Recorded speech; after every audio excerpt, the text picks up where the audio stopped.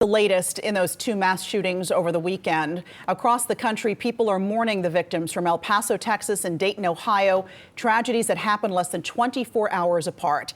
This morning, President Trump tweeted, "We cannot let those killed in El Paso, Texas and Dayton, Ohio die in vain. Likewise for those who were seriously wounded. We can never forget them and those many who came before them.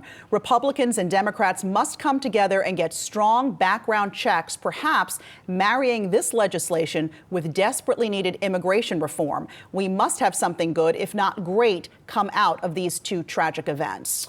Apple CEO Tim Cook weighed in over the weekend as well, tweeting, quote, "I'm heartbroken about what's happening in my country.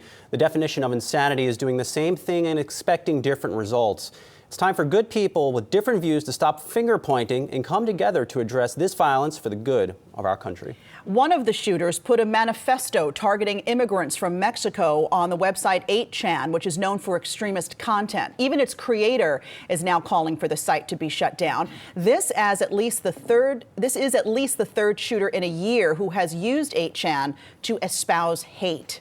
Walmart has been the site of two recent shootings, the one in El Paso this weekend where at least 20 people were killed and a shooting at a Walmart in Mississippi where 2 employees were shot. Walmart tells Yahoo Finance the company has not made a decision on whether to remove firearms from the 50% of the stores in which it sells them.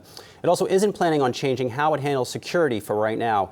In 2015, the retailer did stop selling guns that are considered military-style semi-automatic rifles. And last year, it also raised the minimum age to buy a gun from 18 to 21. And in March, Dick's Sporting Goods, the country's largest sporting goods retailer, announced that it will stop selling guns and ammunition in 125 of its 720 stores.